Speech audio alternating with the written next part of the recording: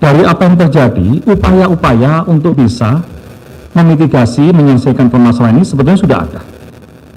Namun, setiap kementerian itu sudah memiliki regulasi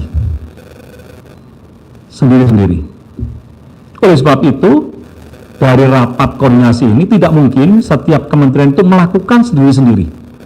Kita harus lakukan yaitu sinergi kolaborasi lintas kementerian. Karena apa? Karena masing-masing kementerian itu sudah memiliki regulasi yang sangat kuat. Kita tinggal mengimplementasikan.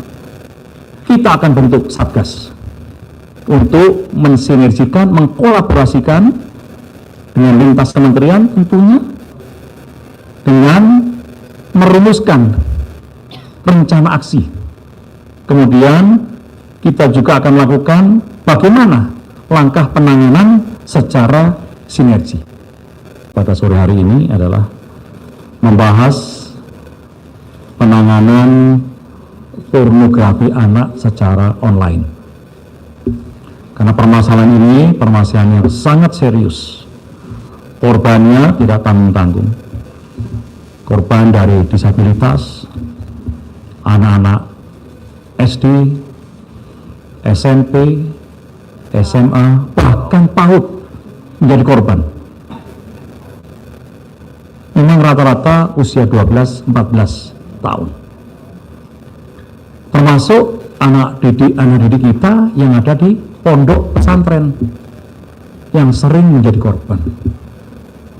Dan pelakunya adalah justru orang yang dikenal dan orang dekat. Kalau kita melihat laporan yang dihimpun dari NCMEC, yaitu National Center for Missing and Exploited Children, bahwa temuan konten kasus pornografi anak Indonesia selama 4 tahun sebanyak 5.566.015 kasus. Dan Indonesia masuk peringkat 4 secara internasional dan peringkat 2 dalam regional ASEAN.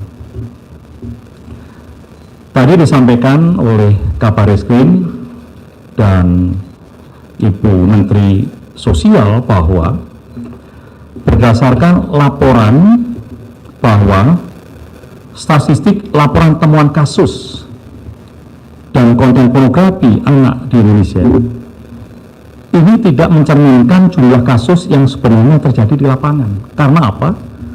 Karena ada juga korban-korban yang tidak mau melaporkan kejadian yang sebenarnya, menutupi karena takut aib dan sebagainya. Sedangkan dari Menkominfo juga per 14 September 2023 itu telah memutus akses terhadap 1.950.794, semuanya sudah di take down.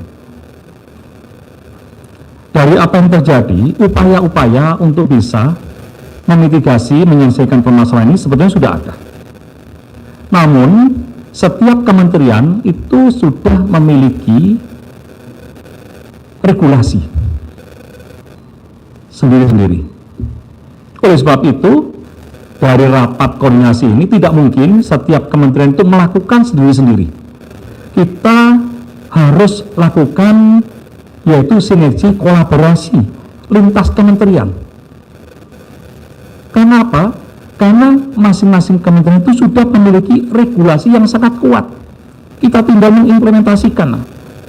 Kita akan bentuk satgas untuk mensinergikan, mengkolaborasikan dengan lintas kementerian tentunya, dengan merumuskan rencana aksi.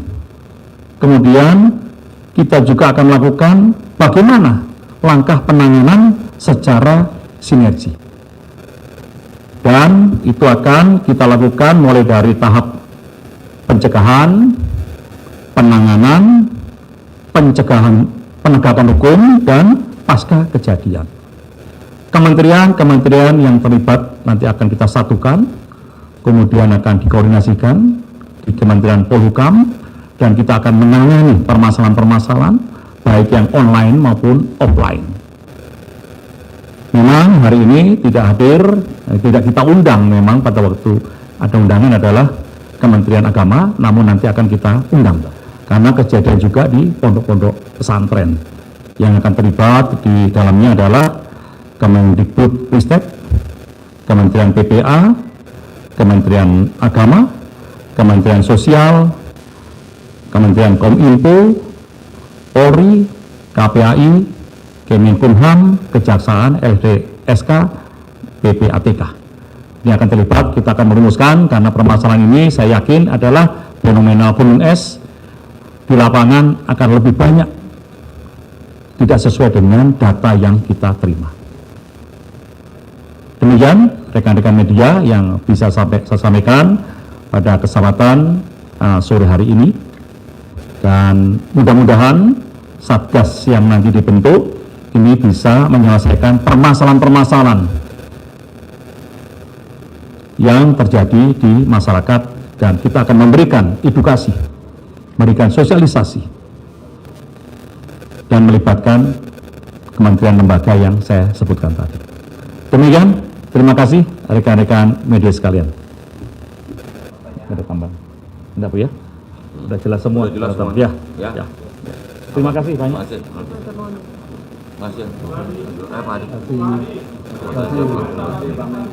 Jelajahi cara baru mendapatkan informasi. Download Metro TV Extend sekarang.